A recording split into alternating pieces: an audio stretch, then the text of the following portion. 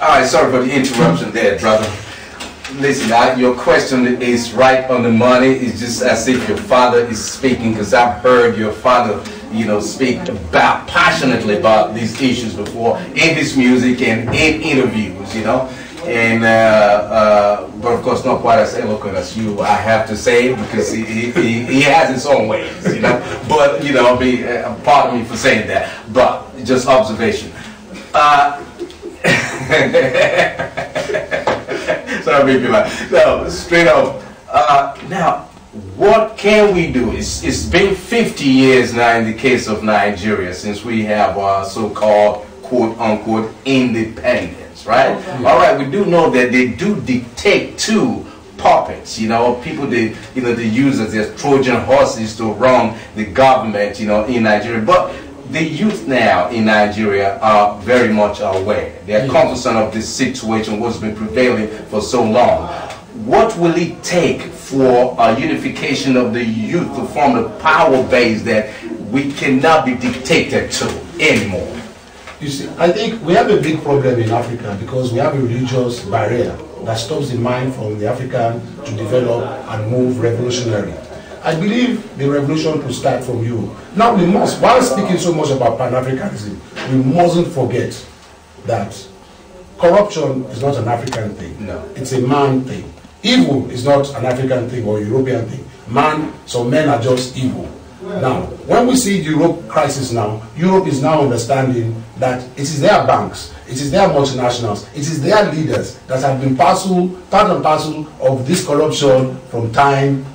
Yeah. From when we can remember. Yeah. Now, when you understand this, we need to now understand the government democracy. When we understand democracy, are we sure we're practicing that movement? Because when that revolution for this democratic movement came into force, it was so sure that the government of the people, by the people, for the people, could have no opposition. Because government of the people, by the people, for the people will always be the people, serving the people, and there will always be justice, there will always be happiness, there will always be love, because, and there could never be an opposition because it is of the people. Who wants to oppose, how could you oppose what the majority will always want? But then it wasn't. When the revolutionaries who started this revolution started to go back to their farms, started to go back to the hospital, to the doctors, started to go back to the railway driving, and started to go to their respective professions, they left the arena for the trained capitalist, corruptive, hypocritical politician to get into power, who now for 200 years started to manipulate. Like in America, you have the Democratic the government gets worse. What do? They change over. Republicans, what do? They change over. And they have been doing that now, and it's not getting any better. Likewise, England, Spain, Greece, or whatever. What I suggest is nobody votes anymore. Now, they have a propaganda that if you don't vote, then it is your fault that you didn't change the government. But we have been trying to change the government all this time. So the people now need to send a very strong message. When we protest, it makes no difference because we dirty the streets, they make us clean the streets later. Blah, blah, blah, blah, blah. They have a way to keep on manipulating because it's all about psychology as well. The people have to now say, enough is enough. We want true love. We want justice. We want the price of food to come down. We want they have taken our pension from us. They have taken everything from us. The people are left with nothing. But they don't suffer. These politicians still have a good life. The multinationals still have a good life. So the working class must now say, no, enough is enough. Who are you? What is your job really? Just to keep on lying to the public? Mm-hmm. Don't vote. Let's see what will happen. I believe the situation cannot get any worse than it is right now. I'm glad you mentioned the no vote thing. I don't know if they will not, when you install that people don't have to vote, if they will not borrow leaf from, say, Belgium, for instance, that penalizes people who do not vote. Do you know in Belgium, if you do not go out to vote, you're fined? So that means it's not really, to me, I told of some friends in the police all this is excuse me, you see, because you have to get if they do that, tell me, where is that democratic? Exactly. When you don't have the right not to do what they want you to do.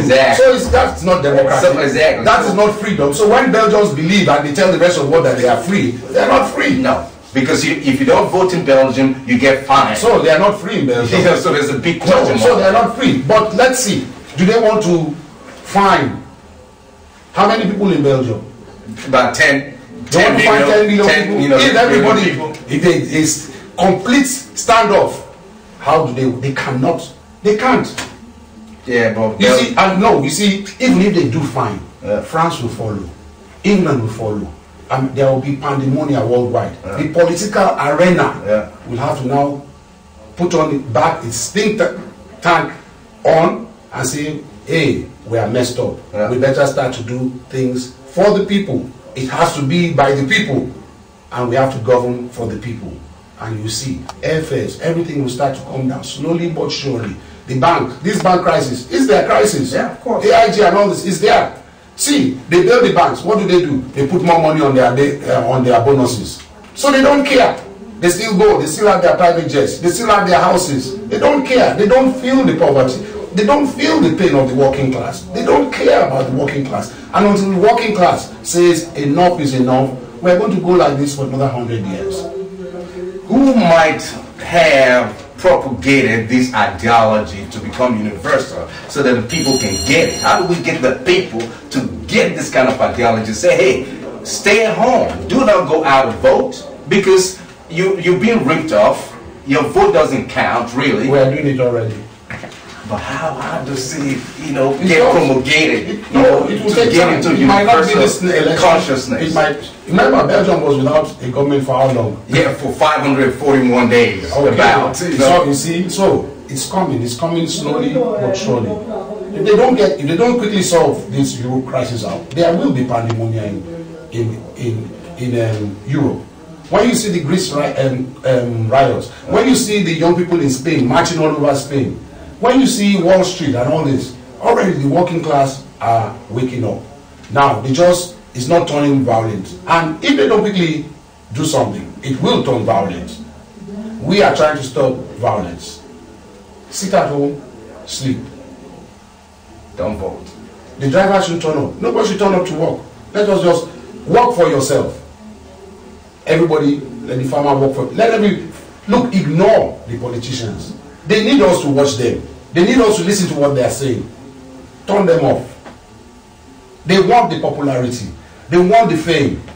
They are so arrogant and pompous. They need it. It's like a drug for them. To be on TV, and keep on lying and lying to the people. They need it. Turn them off. Ignore them. Look, the police will support. Everybody will support. This will be the most peaceful revolution of all times. Not like the Arab Spring even. Oh yeah. I mean, if it can happen, it will. It might take. Look, you see, no fight starts today and ends today. Yeah. It might take another 20 years. But the fact that you have put it in the minds of people that, oh, there is another way, a more peaceful than even the so-called democratic way of carrying cards and protesting on the streets. Just sit at home. We all sit at home. When elections come, when you sit at home this first election, they will form a government. Ignore the government. The election come, more people will sit at home. Then, when they start voting, they will look ridiculous. Have you ever felt ridiculous in your life? Oh yeah, a number of times. A number of times. Why imagine, then even by the time their network comes, nobody starts to cover their story. They will become, it will be so embarrassing. Absolutely. But it's the greatest peaceful revolution. And then politicians, look, you see, when the doctor messes up his job, his license is taken from him, he loses everything. Look, you cannot mess up in your job. The hotel cleaner cannot mess up making the bed. You cannot mess up your job. But politicians seem to be able to wiggle their way out of every situation. They don't go to prison, blah, blah, blah, blah, blah. And they have been doing this all forever. Maybe one or two get caught. One, Chirac now is found guilty. But he's not going to go to jail. It's a suspended sentence. Yeah. He's already quarter to dead. Yeah. He's going to be dead in a matter of years. But he's not going to go to prison. And then it's all over. Who cares? What he did was he was corrupt. What about Mitterrand? He's dead. But he did destroy. Yeah. So these leaders destroy. What about Tony Blair? Bush? They took us to a war that we were not, that they said Saddam had chemical weapons and he didn't have chemical weapons. WMD. And because of that war, we are all paying the price for their war. But there is no justice. They will never be taken to the World Court. Absolutely. They should be taken to the World Cup to ask, excuse me sir, you took us to a war, you said there was chemical weapons and there were no chemical weapons there, period. Well, if it's an African leader, it's course. a one-way ticket to Yes, the international court. Gaddafi or whoever, right? They've been gone. You know, I'm getting signals to wrap. Well, I got to ask this question, you know, because this is, you know, this one had a profound impact on your father, and I believe the whole family as well. Back in 1977, his Monumental album Zone B came out, and it infuriated the powers that be, and you know, subsequently led to the army storming your father's building, and your grandmother got thrown out of the window, upstairs window, downstairs, and impacted the general population. So I'm just wondering how you felt as a teenager. You must have been a teenager then, right? Maybe 17, 16, 17 at the time. We were very scared. And what impact did it have on you? It must have been traumatic emotionally. Yes, it was. For a very long time, we were very scared. My mother was scared. We had to be always looking behind us to see who was following us, to see if now the authorities will go after my father's kids, us.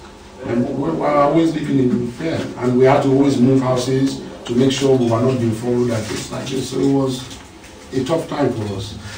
On behalf of every Nigerian, I want to personally apologize what that country has put your family through, and I'm serious about this because I know, really, because what your family did for the country will not be able to repay you ever, and for putting you through all of that, I apologize. Thank you. And I thank you so much. I thank you for everything that you're doing. Your father, your grandmother, everything y'all represented, for Nigeria, and y'all inspire me too. I'm a little bit of an artist too, and I have the boldness, the audacity to speak against the government in every possible way I can, and doing it without missing words either, just like your father did, just like you're doing, because I believe we all should be mobilized like that. Thank you so much, friends. You're welcome.